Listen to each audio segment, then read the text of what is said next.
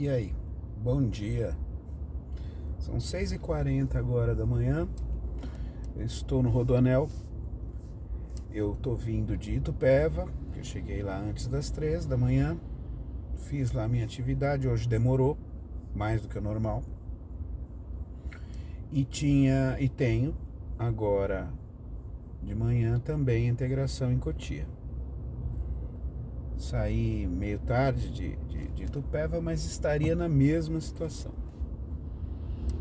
A ideia era chegar antes das 6 da manhã em Cotia, continuar trabalhando de lá, e às 8 fazer a integração com o pessoal. Não sei qual vai ser o destino, porque teve um acidente grave aqui a 1 quilômetro de onde eu estou. E eu tô parado no Rodoanel, que eu vim pela Anhanguera, depois pela Bandeirantes. E a ideia era, pego o Rodoanel, pego a Raposo Tavares e vou, que é ali no quilômetro 26, 27, acho que 28 da Raposo. E tô aqui. Até desliguei o carro. E tô aqui acompanhando notícias, vendo as coisas, tanto que eu até coloquei no Bom Dia São Paulo para ver, e o helicóptero já mostrou ali, a 1 quilômetro, menos de 1 quilômetro de onde eu tô, mostrou ali que uma carreta vindo no sentido inverso perdeu o controle, uma carreta de soja perdeu o controle e invadiu o lado de cá de madrugada, nessa madrugada, provavelmente entre 1 e 2 da manhã. 30 toneladas de soja, e aí aqui mais pra frente vai afunilar. A gente vai passar por uma pista só ali na frente. Eu tô na pista da esquerda, não consigo mais sair daqui, tem que ficar aqui aguardando. E aí tô acompanhando tudo, e aí eu preciso registrar, né, cara? É assim, mano, na boa. Hoje é 18 de setembro de 2025. Andou uma merreca aqui. Vamos andando um pouquinho. Eu já ligo e desligo o carro, porque é uma aceleradinha de 20 metros e depois já paro de novo. E, enfim, até quando a gente não vai entender, né, cara? Tô falando de política de novo. Puta que pariu, mano, que coisa chata da porra. Tô falando da gente elegendo esses caras e eles deitando e rolando. Nem o Congresso de 2018, cujo presidente era de direita, era tão ruim quanto esse que a gente conseguiu colocar em 2022. A gente trocou a linha política do executivo, mas a gente até que andou, nossa, andei mais de 100 metros agora. Daqui a pouco para de novo. Nem o Congresso de 2018 conseguiu as façanhas que esse aqui está conseguindo. É o pior Congresso da história. Não tem... Gente, proposta de isentar assalariados de até R$5.000 de imposto de renda. Não foi pautada, não foi votada, não foi continuada. Proposta de... essa mesma proposta ainda tem uma redução da carga de imposto de renda para quem ganha até 7 mil. E em contrapartida, porque não adianta você tirar dinheiro de imposto, você tem que equilibrar a conta. Em contrapartida, super ricos com carga tributária maior, como é no mundo inteiro, em qualquer sociedade relativamente civilizada, como é nos Estados Unidos, o grande admirado do governo, que eu não quero nem falar sobre isso agora, como é nos países desenvolvidos da Europa, Imposto sobre herança, sobre herdeiros, imposto sobre grandes fortunas, imposto sobre super salários, enfim, diferenciados. E, enfim, tudo isso negado. Pauta para isenção ou diminuição da conta de luz de quem ganha até uma faixa etária específica, cadastrado lá nos programas do governo,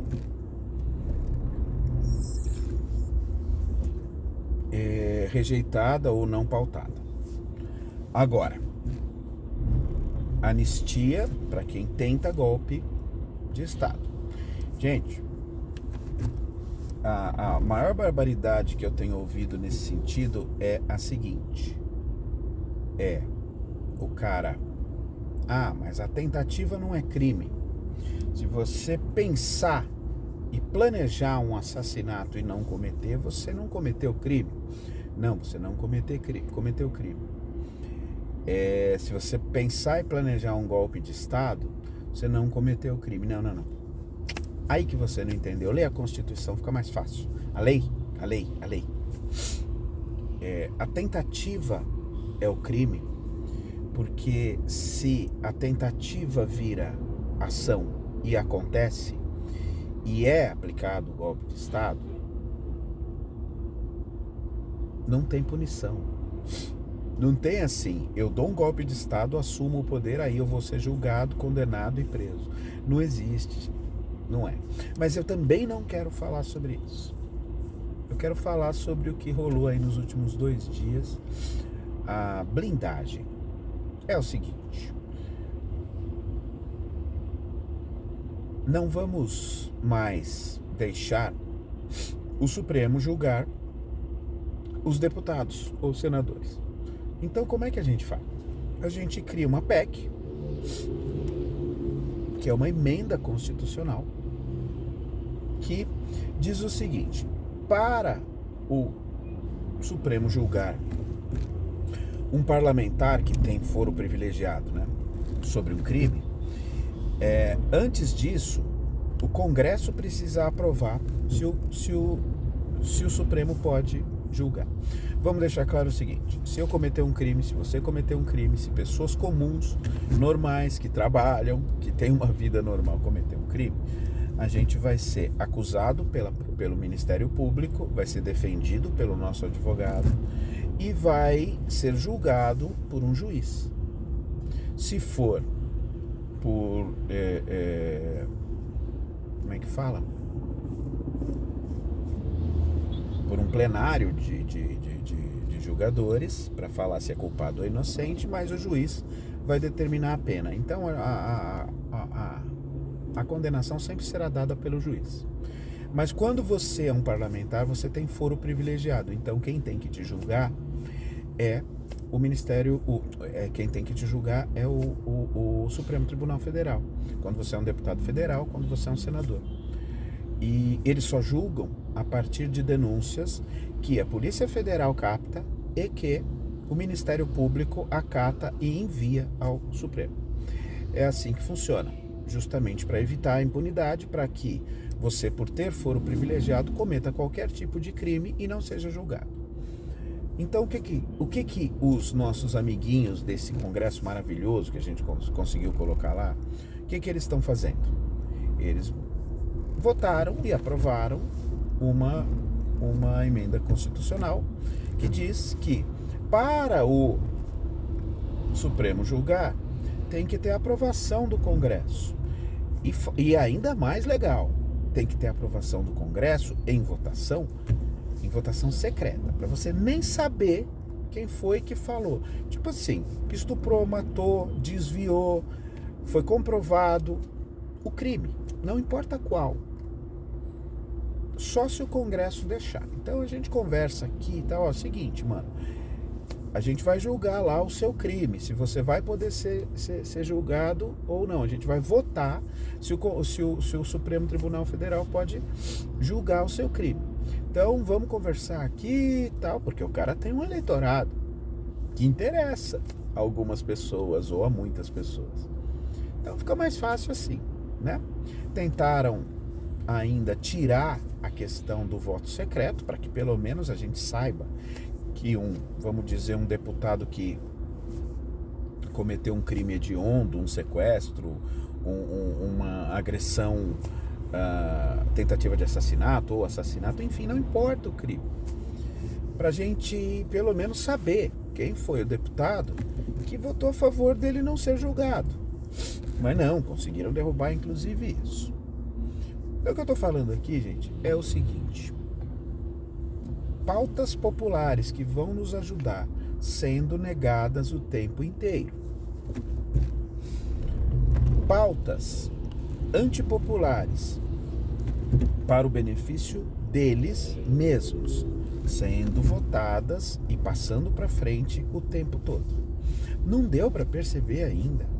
Sério mesmo que você tem uma justificativa, que você vai acreditar na conversinha de que é contra a ditadura do Supremo? Ô, meu amigo, quando o mesmo Supremo julgou a Lava Jato, condenou lá os caras e fez e não fez, estava tudo bem. Ou seja, na verdade, o que você precisa admitir é que você é contra o Supremo quando ele julga alguém que você tem afinidade ideológica ou qualquer outra afinidade.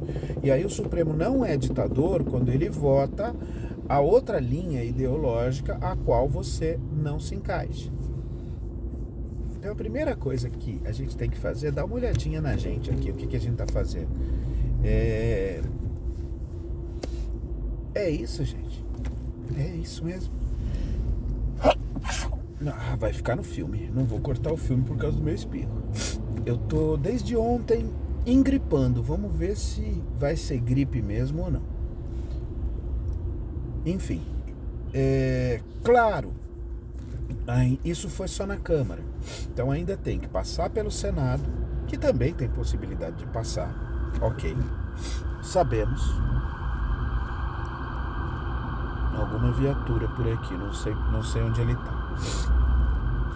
E ainda tem que ter a sanção presidencial. Então, isso ainda tem os trâmites, vai para lá, volta, ou seja, ainda tem as apelações da Comissão de Constituição e Justiça, maravilhoso, inclusive, Constituição e Justiça, formada por esses mesmos caras. Então, por lá vai passar, tudo bem.